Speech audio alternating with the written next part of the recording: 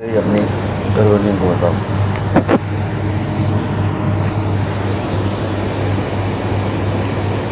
اللہم صلی علی سیدنا و مولانا محمد وعلی آلہ و عطرتہ بعدد کل معلوم لک۔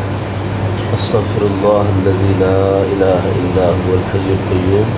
واتوب الیہ یا حی یا قیوم۔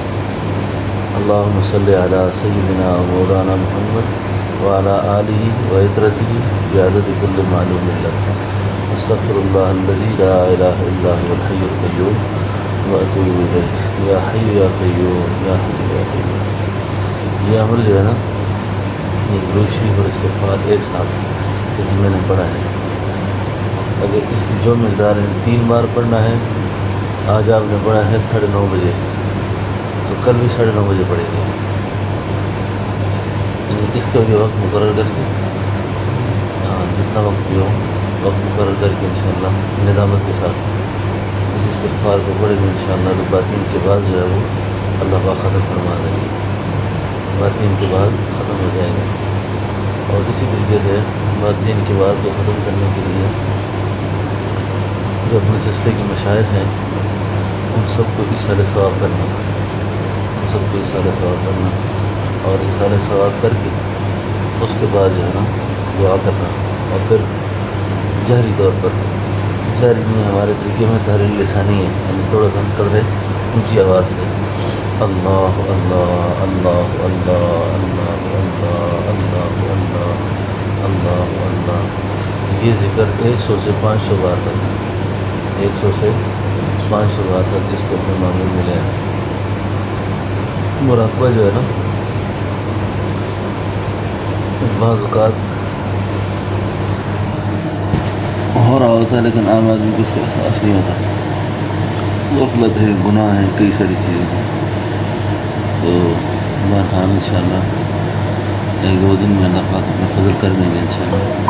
امید یہ ہے کہ اپنے معاملات بہتر سے بہتر ہو جائیں گے انشاءاللہ۔ بس یہ ہے کہ سب سے بڑا وظیفہ، سب سے بڑا عمل گناہوں سے بچنا ہے، سب سے بڑا عمل گناہ سے بچنا ہے۔ اگر آج ذکر نہیں کیا نا، لیکن گناہ بھی کوئی نہیں کیا، اور نماز پابندی سے پڑھی ہے نا، شکر ہے یہ دن اچھا گزر گیا، ٹھیک ہے۔ کبائر سے بچنا بہت ضروری ہے، کبائر سے بچنا بہت ضروری ہے، کیونکہ گناہ کبیرہ کی جو نوست ہے نا وہ انسان کو کسی کام کا نہیں چھوڑتی، کسی کام کا نہیں چھوڑتی۔ باقی یہ آپ کہیں گے جی مجھے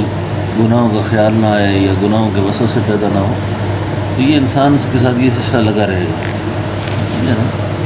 یہ کام گناہوں کے وسوسے لگے رہتے ہیں، اس کی آپ نے پرواہ نہیں کرنی بالکل۔ میں نے حضرت خواجہ عبدالرحیم صاحب رحمۃ اللہ علیہ سے پوچھا تھا، میں نے کہا حضرت جی منتہی جو ہے جس کے سلوک کے سارے مراحل مکمل ہو جاتے ہیں اور باطنی طور پہ اللہ رب العالمین اپنے خاص وضع میں رکھتے ہیں ان کو، تو فرمایا وہ بھی ایسا نہیں ہے کہ اس کو وسوسہ نہ آئے، یا وہ بھی ایسا ہے کہ اس کو ہر وقت اس کا ذکر جاری رہے، اس سے بھی انقباض آتا ہے۔ اور انقباض کی وجہ سے 2 قسم کے انقباض ہیں، یاد رکھیے۔ ایک انقباض جو ہے رحمانی ہے، اور ایک انقباض شیطانی ہے۔ اب قبض رحمانی میں اور قبض شیطانی میں فرق کیا ہے؟ قبض رحمانی میں اور قبض شیطانی کا فرق سمجھے ذرا، تو یہ ہے کہ قبض رحمانی کے اندر آدمی کو افسوس رہتا ہے، یا اللہ میرے اندر اتنے گندے خیال آ رہے ہیں، اتنے وسوسے آ رہے ہیں، میں نہ نماز کی مجھے اعمال کی اچھی توفیق ہو رہی ہے، نہ ذکر کی توفیق ہو رہی ہے۔ اس پہ جو ندامت ہے نا، یہ اس بات کی علامت ہے کہ یہ رحمانی قبض ہے۔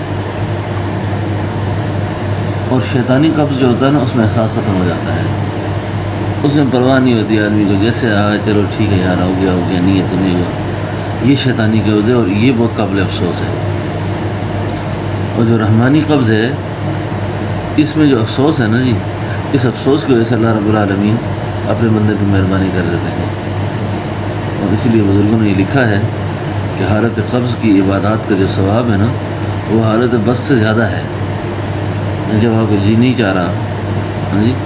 آپ کا جی نہیں چاہ رہا کہ میں حکومت سے چلا جاؤں، آپ کا جی نہیں چاہ رہا کہ میں ذکر کروں، تلاوت کروں، اس کے باوجود آپ جبر کر کے جا رہے ہیں نفس پہ، اس عبادت کا ثواب دوسری عبادات سے زیادہ ہے۔ تو ایک تو یہ ہے کہ میں نے جو درود شریف اور استغفار عرض کیا نا، ایک تو ندامت کے ساتھ اس کو پڑھنا، ندامت کے ساتھ اس کو پڑھنا، اور سمجھ جائیں کہ میرے لیے یہ مسئلہ کچھ مشکل لگ رہا ہے، تو اللہ بات باریک سی ہے، امید ہے انشاءاللہ سمجھ آ جائے گی۔ ہمارے حاجی صاحب رحمۃ اللہ فرمایا کرتے تھے اپنے شیخ کی حقیقت کے ساتھ ذکر کرنا، اپنے شیخ کی حقیقت کے ساتھ ذکر کرنا، اور پھر بھی اگر مسئلہ سمجھ نہ آئے پھر تھوڑا سا آگے چلنا۔ یہ مجھے وہ بہو یہی عادت کے الفاظ یاد ہے، تھوڑا سا آگے جانا امام احمد حضرت ثانی کی حقیقت کے ساتھ، اور پھر اللہ رب العالمین کی طرف سے آپ نے جب التجا شروع کر دی ہے، آپ یہ تصور کر کے بیٹھیں کہ نور حقیقت محمد صلی اللہ علیہ وسلم، اللہ کی جو رحمت روزہ اطہر پر آپ علیہ السلام کی قلب مبارک پر آ رہی ہے، اسی سے کچھ حصہ میری طرف آ رہا ہے۔ انشاءاللہ اس کی برکت سے یہ ظلمات دور ہوں گے، کیونکہ آج کل جس ماحول میں آپ لوگ رہ رہے ہیں ان ملکوں میں، مفاسد تو بہت ہیں، اس کا انکار تو نہیں کیا جا سکتا آدمی، لیکن یہ ہے کہ اسی گناہ کے ماحول میں اللہ کے نیک بندے بھی یہی رہتے ہیں، ٹھیک ہے نا؟ تو اللہ کو ہماری کمزوریوں کو پتہ ہے،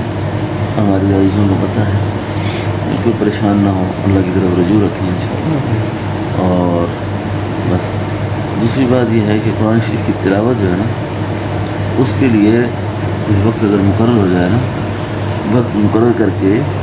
اس تلاوت کو اونچی آواز سے کریں، اونچی آواز سے،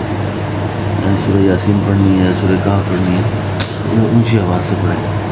اور قرآن شریف کو ابھی تو خیر رمضان آ رہا ہے، اس کے علاوہ بھی اگر روزانہ آپ کے پاس 2 رکوع پڑھنے کا وقت ہے، 1 پاؤ پڑھنے کا وقت ہے، تو کوشش کریں کہ اس کو ایک جگہ بیٹھ کر بلند آواز سے پڑھیں، اس سے بھی شیطانی اثرات بہت ظاہر ہوتے ہیں، ٹھیک ہے نا؟ تو باقی کچھ چیزیں گناہ چھوڑنے کی ہمت بھی کرنی پڑتی ہے نا،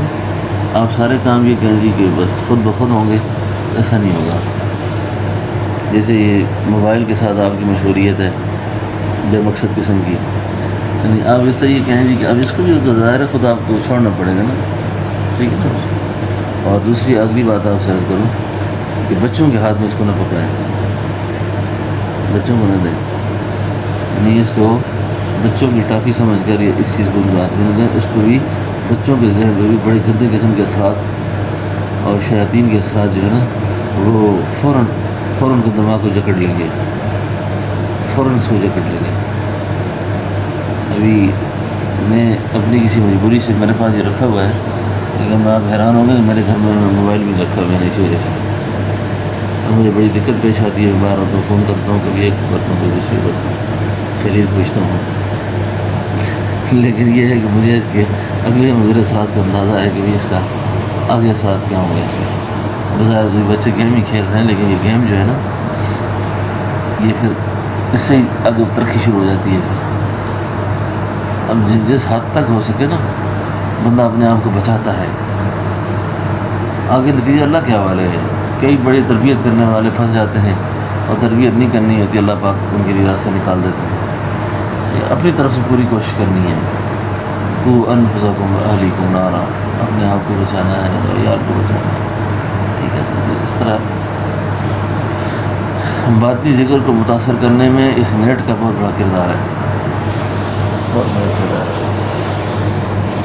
یہ نیٹ کمیونیکیشن کے جتنے ذرائع ہیں نا، یہ روحانیت کے لیے زہر قاتل ہے، زہر قاتل ہے۔ اس سے جتنا بھی ہو سکے اپنی ضرورت کی چیز دیکھ لی، کوئی مقصد چیز پڑھ لی، یا کوئی ضرورت کا کوئی کام ایسا جو کرنے کا ہے، کیونکہ ابھی یہ ایسی یہ بھی ناگزیر ضرورت بن چکی ہے کہ اس کا بھی انکار بھی ممکن نہیں ہے، یعنی ہر آدمی کی ہر چیز اسی میں ہے۔ تو بہرحال اللہ آپ سب کی حفاظت فرمائے، تو اس معمول کو جو ہے نا بہت پابندی سے کرنا ہے، بہت پابندی سے کرنا ہے، انشاءاللہ اس کی برکات بہت ظاہر ہوں گی۔ یہ آج ہماری یہ جو مجلس ہے اس وقت 27 اپریل کو یہاں قطر کے ٹائم کے مطابق 9:40 پر بھائی حماد صاحب کے مکان پر یہ مجلس منعقد ہو رہی ہے۔ اللہ رب العالمین ان الفاظ کو قبول فرمائے اور رہتی دنیا تک اللہ پاک اس کے اثرات کو قائم اور دائم فرمائے، اور سننے والوں کے لیے اللہ پاک نفع کا ذریعہ فرمائے، اور آپ دوستوں کو دنیا آخرت میں اللہ پاک عزتوں سے سعادتوں سے مالا مال فرمائے، دنیا آخرت کی رسوائی سے اللہ پاک محفوظ فرمائے۔ ربنا تقبل منا انک انت السمیع العلیم وتب علینا انک انت التواب الرحیم۔